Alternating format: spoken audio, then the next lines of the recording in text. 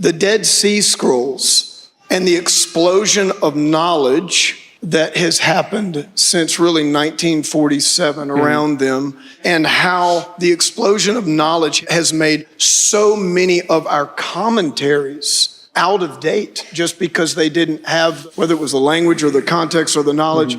And then why won't some theological camps come to grip with this when it actually brings you much deeper into Scripture and gives you a much more coherent, sound doctrine in your relationship and understanding of God's world, so to speak? Well, your question answered itself, because the more you develop skills and the more access you have to tools that help you individually dig into the text, what that's going to do is you're going to be learning things. They're going to be questions you're confronted with, and you're going to want to ask these questions. And it's unfortunate, but there are some contexts within the orbit of believing Christianity that don't want you to ask questions. They're uncomfortable. You become sort of the, oh, not that person again. Here she comes again. I bet I'm going to get another question here that's going to make me uncomfortable.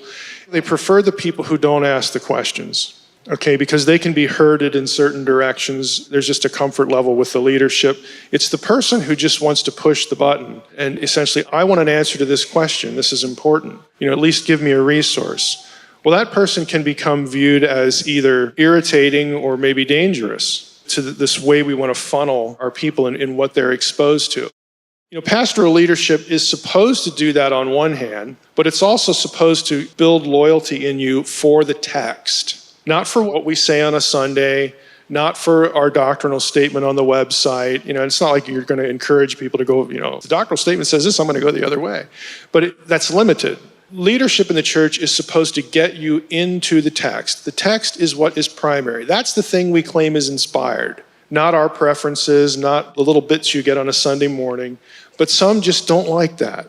And so when you get tools, when you get exposed to other thinkers through books, through podcasts, okay, whatever, it harms the comfort zone for a lot of people. And this is completely understandable, realize that when I say that. But a lot of places are about perpetuating a subculture of Christianity. Okay, Jesus didn't die to perpetuate a subculture. He really didn't. So I understand it, that pastors want to protect their people from error. That's completely appropriate. But they need to be honest with their people and say, look, our preferences here are just that. There are preferences. We have historic roots in this or that tradition. There are other legitimate believers, godly people who would disagree on this or that point, and that's okay. We're here to get you living the Christian life, encouraging your believing loyalty, getting you into Scripture. And if you wind up disagreeing with us on this or that point and go to another, fine. It's not about ourselves. It's not about perpetuating our own little subculture so that it survives. And when you get people into the text, people have a certain freedom or a certain ability. It's okay to study Scripture now and ask questions.